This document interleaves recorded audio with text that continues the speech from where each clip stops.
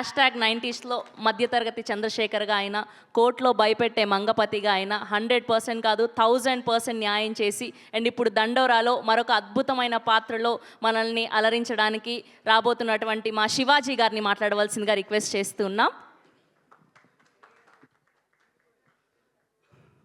పాత్రికేయ మిత్రులకు, electronic media సోదరులకు, విచ్చేసిన అతిథులందరికీ కూడా పేరు పేరున స్వాగతం. అలాగే ఒక ఫోన్ కాల్ అడగగానే ఎన్నింటికి రావాలి అన్న ఒకే ఒక్క మాట, అంతా మించి ఏం లేదు.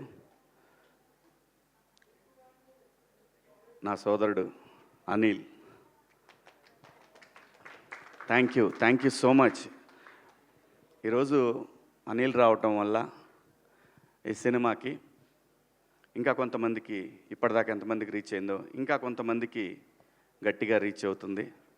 అది అందుకే కొంచెం గెస్ట్లు వస్తే సినిమా ఇంకా వెళ్తుందని ప్రొడ్యూసర్ ఆశపడతాడు. కంటెంట్తో పాటు ఇది కూడా చాలా ఇంపార్టెంట్.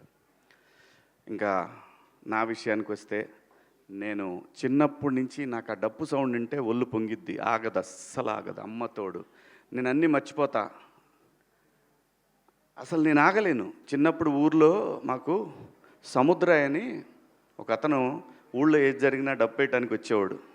తప్పెట అంటాం మేము, తప్పెట వేసుకొని వచ్చేవాడు, అన్నీ అనౌన్స్ చేసేవాడు. అతనితో పాటు వెనకాల పరిగెత్తుకుంటా డ్యాన్స్ వేసుకుంటూ వెళ్ళేవాళ్ళం. అది నరనరాల్లో జీర్ణించిపోయింది. సో అందుకే ఎవరిని ఇబ్బంది పడి ఉంటే సారీ. మా సినిమా కూడా దండోరా కాబట్టి ఏం పర్వాలేదు, ఈ సినిమా కోసం ఆ మాత్రం చేయొచ్చు. దండోరా ఈ సినిమా తర్వాత ఈ సినిమా ప్రొడ్యూసరు నా దృష్టిలో ఇంకా యూత్ బాయ్ నైట్ లైఫ్లన్నీ వదిలేస్తే చాలా చాలా చాలా చాలా టేస్ట్ ఉన్న, ఆ పేర్లు ఉన్నవాళ్ళే, ఆ బెనర్జీ అనే పేరున్నవాళ్ళు, వాళ్ళ వైబు, వాళ్ళ థింకింగు. నేను ఇండస్ట్రీలో తిలక్ గారు అనే ప్రొడ్యూసర్ ఉండేవారు, ఆయన పూర్తి పేరులో కూడా బెనర్జీ గారు అని ఉండేది. ఆ బెనర్జీ అంటే కమ్యూనిస్టులకు ఎక్కువ పెట్టుకునేవాళ్ళు ఈ పేర్లు. కమ్యూనిస్టుల ఫ్యామిలీస్లో ఉన్న వాళ్ళల్లో ఎక్కువ ఈ బెనర్జీ అనే పేరు పెట్టుకునేవాళ్ళు. సో చాలా చాలా చాలా అంటే అండి, సినిమా డబ్బులుంటే తీయొచ్చు, డబ్బులు ఎవరిని ఇస్తే తీయొచ్చు, కానీ కథను సెలెక్ట్ చేసుకుంటాడు చూసారా, అది అందరితో సాధ్యమయ్యే పని కాదు. 100% డబ్బులు మనం అన్ని బిజినెస్ల్లో బ్రహ్మాండంగా తోపులం బ్రహ్మాండంగా చేశామని అనుకుంటారు, కానీ భగవంతుడికి ఒక్కొక్కడికి ఒక్కో టాలెంట్ ఇస్తాడు. డబ్బులు ఇవ్వకపోవచ్చు, డబ్బులు అవే వస్తాయి. సరస్వతి ఉంటే లక్ష్మి నడుచుకుంటూ వచ్చేస్తాయి. అంటే అలానే ఆయన దగ్గర డబ్బు లేదని కాదు నా ఉద్దేశం. కథని సెలెక్ట్ చేసుకోవటం దగ్గరే ఏ ప్రొడ్యూసర్ సక్సెస్ అయినా కానీ దానికి పునాది అదే. అలాంటి ఐక్యూ ఉన్న, దండిగా ఉన్న నిర్మాత బెన్నీ గారు. డెఫినెట్గా ఈ సినిమా తర్వాత ఆయన్ని చూసే విధానం మారిపోద్ది. అలాగే దర్శకుడు, సినిమా అంటే ఎవరికి ఇష్టం ఉండదండి, ఎవరికి ప్యాషన్ ఉండదు. తన కెరీర్ని అమెరికాలో తన స్టూడెంట్ లైఫ్ని, తర్వాత తన జాబ్ని ఎంజాయ్ చేసిన తర్వాత తనంటూ ఇంకా నేను బతకగలననే ధైర్యం వచ్చిన తర్వాత సినిమా కోసం తనకున్న అన్నీ వదిలేసుకొని సినిమా మీద ఉన్న ప్యాషన్ తోటి ఒక మంచి కథ రాసుకొని, మంచి కథ అంటే అండి, ఈ సినిమాకి ముందు చెప్పాల్సింది, ఇది చాలా బాగా రాసిన స్క్రిప్ట్ అండి. నాకు కథ అంతా తెలిసినా సరే థియేటర్లో నేను చూశాను. మేడం, మా ఆర్టిస్టులు ఎంతమంది చూశారో నాకు తెలియదు. సినిమా నేను చూశాను. ఎక్కువ చెప్తే ఓవర్ అవుతుందేమో అనే భయం కూడా ఉంది లోపల. కానీ నేను నా రీఎంట్రీ తర్వాత డబ్బులు నాకు చాలా అవసరం, నాకు కూడా చాలా అవసరం. నాకు 2 పిల్లలు, మీకు తెలుసు, వాళ్ళని చదివించాలంటే ఎన్ని ఇబ్బందులు ఉంటాయో. అందులో సినిమా యాక్టర్ కొడుకనగానే వాడికన్నా నేను ఎక్కువ ఆలోచిస్తే ఈయనేమని అనుకుంటారేమనే అదొకటి. బట్ లక్కీలీ అలా ఆలోచించే పిల్లలు కాకపోయినా కానీ చదువులకి చాలా అవుతుందండి ఈ రోజుల్లో. అలాంటి పిల్లలు అనేసరికి మారిపోయింది నా ఆలోచన. అలాంటి సిచ్యువేషన్ ప్రతి తల్లిదండ్రికి ఉంటుంది. అలాగని చెప్పి ఆ తల్లిదండ్రులు వాళ్ళ పిల్లల్ని అంత ఈజీగా వదిలేరు. సినిమా దేని గురించి మాట్లాడుతుంది? అనే దాన్ని నాకు అతను స్క్రిప్ట్ చెప్పినప్పుడు ఒక క్యారెక్టర్ కనెక్ట్ అయ్యానండి నేను. ఒక క్యారెక్టర్ కనెక్ట్ అయ్యాను. నా పాత్ర చాలా బాగుంది, సినిమా నా చుట్టూనే తిరుగుతుంది. కానీ అప్పటికి కూడా టెంప్ట్ అవ్వాల నేను. ఎందుకంటే నేను ఇండస్ట్రీకి వచ్చి రీఎంట్రీ మళ్ళీ వచ్చిన తర్వాత ఆ డబ్బులు అనే పదాన్ని పక్కన పెట్టి 13 సంవత్సరాలు నేను సర్వైవ్ అయ్యాను. ఇంకా నాకు డబ్బులు కాదు కావాల్సింది, నాకు ఇంత పేరు, ఇంత రెస్పెక్ట్ ఇస్తున్న వీళ్ళకి గౌరవం ఇవ్వాలి, మంచి సినిమా అయితేనే చేద్దాము, లేకపోతే పుట్టించినోడికి తెలుసు ఎలా తీసుకుపోయే వరకు ఎలా నడపాలనేది ఒక బలమైన ధైర్యం వచ్చిందండి నాకు. అలా అతను చెప్పిన ఆ కథని విన్న తర్వాత, నేను బిగ్ బాస్ హౌస్ నుంచి వచ్చిన తర్వాత, నా 90s రిలీజ్ అయిన తర్వాత నేను ఫస్ట్ ఒప్పుకున్న సినిమా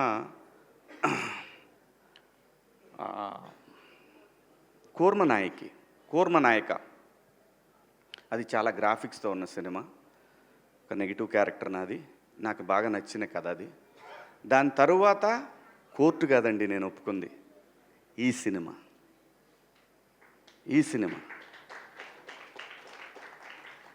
దీనికి పురిటినొప్పులు ఉన్నాయి, లేవంటలేదు.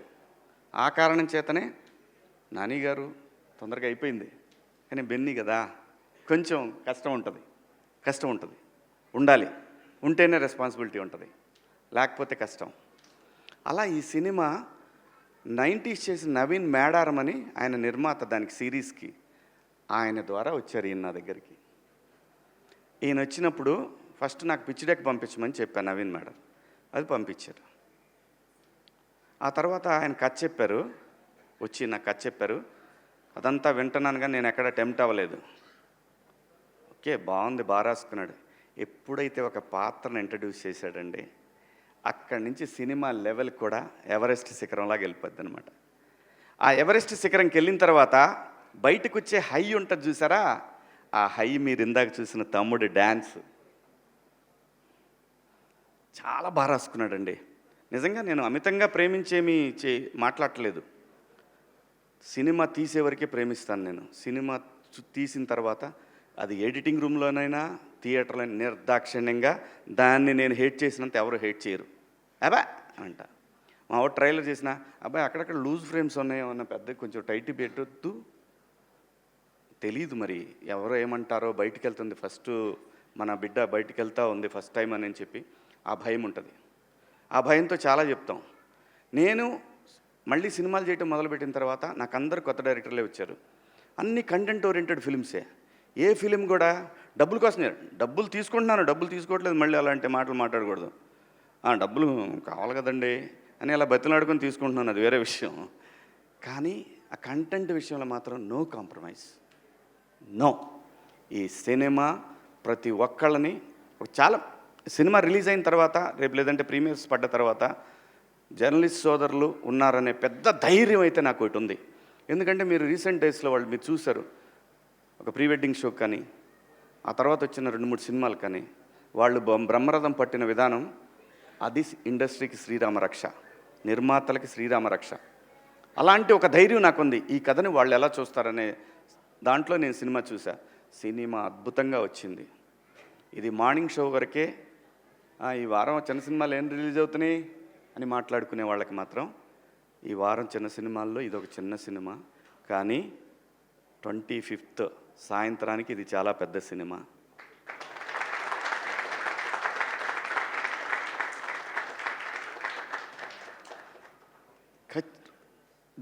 అంటే ఏ రేంజ్ అనేది నేనేమని చెప్పడానికి, అందరికీ నచ్చే సినిమా, 10 మందికి చెప్పే సినిమా. ఇందాక అనిలు నేను ఒక విషయంలో మాట్లాడుకున్నప్పుడు, ఈ సినిమా మనం మన తాతల నుంచి చూస్తున్నాము, మన నాన్నని చూసాము, మనము చూసాము, మన తర్వాత జనరేషన్స్ ట్విట్టర్లో కులం గురించి కొట్టుకునేది చూస్తున్నాము. ఎన్ని తరాలైనా మారిన ఈ అంశాన్ని ఏదో ఒక తరం వదిలేస్తానే దాంతో ఈ తరం ఫైట్ చేయాల్సిందే, తప్పదు. ఆ కులం గోడ చుట్టూ ఉన్న ఒక మ్యాజిక్ ఉంది ఈ సినిమాలో. ఆ మ్యాజిక్ని ఫస్ట్ డే కాపీ చూసేటప్పుడు నేను సినిమా అంటే ఈ సినిమా తర్వాత నా రెమ్యునరేషన్ ఎంత పెరిగి దాంతో కాదు, నా జడ్జిమెంట్, నేను మళ్ళీ సినిమాలకు వచ్చే కదా, నా జడ్జిమెంట్ కరెక్ట్గా ఉందా లేదా అనేది తెలుసుకోవడానికి నేను చేసే ప్రయత్నంలో డైరెక్టర్ గారిని అడిగాను, మురళి గారు మీకు ఒక ఆత్మ ఉంటుంది, సోల్ మీద మీకు ఒక మాట చెప్పుంటుంది, ఫస్ట్ టైం నువ్వు సినిమా చూసుకున్నప్పుడు చెప్తుంది. ఏ డైరెక్టర్కైనా సరే, అది ఫెయిల్యూర్ అయినా హిట్ అయినా ఏ డైరెక్టర్కైనా ఒకటి అనిపిస్తుంది. మీరు నాకు చెప్పిన కథని ఒక 75% తీశారా? ఇది ఎందుకు అడిగానంటే యాక్చువల్ 50 తీస్తే చాలు ఈ సినిమాకి, 75% తీశానని మీ ఆత్మ చెప్తుందా మీకు అని అంటే, ఆయన అన్న ఎగ్జాక్ట్ వర్డ్స్, సార్ అందరూ ఓవర్వెల్మింగ్గా ఉంది సార్, భయం వేస్తుంది నాకు, కానీ నేను ఒక 80% తీసా అనుకుంటున్నాను సార్ అని అన్నారు. ఎగ్జాక్ట్గా ఇదే మాట మాట్లాడారు ఆయన. చాలు 50 తీస్తే చాలు, నువ్వు 80 అనుకున్నావు అంటే ఖచ్చితంగా 60-70 దాకా వచ్చి ఉంటుంది, అది ఏం ప్రాబ్లం లేదు. చాలా మంచి సినిమా తీశాడండి. ఇలాంటి సినిమా మీరు ఆదరించాలా వద్దా అనే విషయం ప్రేక్షకులది, అడగాల్సిన బాధ్యత మాది. అలాగే మీడియా మిత్రులు మరొకసారి ఖచ్చితంగా అడగాల్సిందే. అలాగే ఈ సినిమాలో పనిచేసిన టెక్నీషియన్స్ వెంకట్ గారు కానివ్వండి, సృజన తను కానివ్వండి, మార్క్ రాబిన్ గారు కానివ్వండి, అలాగే ఈ సినిమాకి పనిచేసిన ఎడ్వర్డ్ ద టోపీ మ్యాన్ చాలా చాలా చాలా కష్టపడ్డా అండి. తను కూడా అంటే ఆర్టిస్టుల్ని ప్రొడ్యూసర్ని మేనేజ్ చేయటం అంత ఈజీ కాదు. చాలా చాలా డీసెంట్గా డిగ్నిఫైడ్గా బిహేవ్ చేసి సినిమాని ఎక్కడా కూడా తగ్గకుండా నీట్గా ఒక కాపీ దాకా వచ్చేటట్టు పనిచేసి తను కానీ, మేనేజర్గా పనిచేసిన మా రెడ్డి గారు కానీ, ఇలా అందరూ ప్రతి ఒక్కళ్ళు అండి మా ఆర్టిస్టులు అందరూ, సుబ్బారావు గారు, మిగతా మా రాఘవేంద్రరావు గారు, జూనియర్ రాఘవేంద్రరావు గారు, అందరండి. ఇతను చూస్తే కోపం వస్తుంది, మీకు చంపేద్దాం అనిపిస్తుంది రేపు సినిమాలో. అలాగే ఆయన సుబ్బారావు గారిని చూసిన మిత్రులు, ఆయన్ని చూసిన, ఇదిగో ఇతను చూస్తే ఇతను కనపడితే ఎక్కడ కనపడతాడని అడుగుతారు. ఉంది, చాలా మ్యాటర్ ఉందండి సినిమాలో. చాలా బాగా తీశారు సినిమాని. ఖచ్చితంగా చాలా మంచి సినిమా. ఈ సినిమాలో మేము పనిచేసామని చెప్పుకొని ధైర్యంగా ఆర్టిస్టులు అందరూ చెప్పుకునే సినిమా. ఈ సినిమాలో నాకు బాగా నచ్చిన పాత్రల్లో బిందు మాధవి గారి పాత్ర ఒకటి. ఏమండి, మన దగ్గర చాలామంది ఆర్టిస్టులు ఉన్నారండి, చాలామంది. ఎట్లాంటి ఈగోకి పోవసరం లేదు. మనిషి జీవితమే ఈగోల మయం. ఎలాంటి ఈగోలు పోవాల్సిన లేదు. మీరు పాత్ర ఇచ్చి చూడండి, భారతదేశంలో ఏ నటుడికి తగ్గకుండా పనిచేసే ఆర్టిస్టులు ఇక్కడ ఉన్నారు. బయట భాషల్లో వాళ్ళు బాగా చేయరని కాదు, వాళ్ళు మంచి ఆర్టిస్టులు కాబట్టే మన వాళ్ళు పెట్టుకుంటున్నారు. నేను ఎవరిని కూడా, ఇక్కడ భాషా భేదాలు లేవు, కానీ ఇక్కడ బోల్డ్ టాలెంట్ ఉందండి. చాలా కుప్పలు తెప్పలు టాలెంట్ ఉంది. నందు కానివ్వండి, మా తమ్ముడు చింపి చాట చేశాడు సినిమాని. అలాగే రవికృష్ణ, మణిక, మీ ఇద్దరు పేరు తలకాయ నొప్పి నాకు ఈ సినిమాకి. Monica, Robin Singh, Robin Hood లాగా. ఆ అమ్మాయి ఒక్క షాట్ మీ జీవితాంతం మర్చిపోలేరండి. ఆ అమ్మాయి చేసిన ఒక షాట్, అయ్యి బాబోయ్, అసలు మామూలుగా ఉండదు. అలాగే చాలా ఉన్నాయండి, చాలా చెప్పుకోవాలి ఈ సినిమాలో. అందరూ బాగా చేశారు. నేను ఎలా చేశాను అనేది మీరు అందరూ రేపు సినిమా చూసి చెప్తారు. Thank you so much. మీ అందరికీ పేరు ఇంకెవరన్నా మర్చిపోయానా? ఎవరిని మర్చిపోలేదు. ఆ అమ్మాయి ఇంకా సింగర్గా మిగలదు, యాక్టరే, ఖచ్చితంగా యాక్టరే. ప్రతి ఒక్క ఈ సినిమాలో ఒక్క పాత్ర కూడా వేస్ట్ పాత్ర అనేది ఉండదు. అంటే గ్రూపులో ఏదో పెట్టారులే, ఫ్రెండ్స్ ఉండాలి కాబట్టి ఫ్రెండ్స్ పెట్టాను. సత్యన్ అని ఇంకో క్యారెక్టర్ ఉంటుంది, టీ మ్యాన్. ప్రతి ఒక్క పాత్ర. ఇప్పుడు ఎందుకులే అమ్మా ఇవన్నీ. అందరూ బాగా చేశారు. గట్టిగా దండోరా వినపడుతుంది, దేశమంతా, రాష్ట్రం అంతా, ప్రపంచం అంతా వినపడుతుంది. Thank you so much. ఈ సినిమాలో అవకాశం ఇచ్చిన బెన్నీ గారికి, అలాగే డైరెక్టర్ గారికి, ప్రతి ఒక్కళ్ళకి. అన్నిటికన్నా ముఖ్యంగా ఈరోజు ఈ స్టేజ్కి ఒక గ్లామర్ తీసుకొచ్చిన నా సోల్ తమ్ముడు అనిల్, థ్యాంక్ యూ. అబ్బాయి అని పిలుచుకుంటా నేను. మా పిల్లల్ని కూడా అబ్బాయి అని, ఎరా అని పిలుచుకుంటా, కానీ అబ్బాయి అని పిలుచుకుంటా నేను. సో తను రావటం నిజంగా చాలా చాలా చాలా కళొచ్చింది స్టేజ్కి. Thank you so much Anil. Thank you. Love you. Kasarla Shyam గారు, వామ్మా, ఇతను మళ్ళీ నేషనల్ అవార్డు కొడతాడు, గ్యారంటీ, డౌటే లేదు. ఏం డౌట్ లేదయ్యా. 200% దీనికి నేషనల్ అవార్డు రాకపోతే ప్రజలు తిట్టుకుంటారు. అది వాళ్ళకే వదిలేస్తున్నా. Thank you so much. Thank you అండి. Love you all.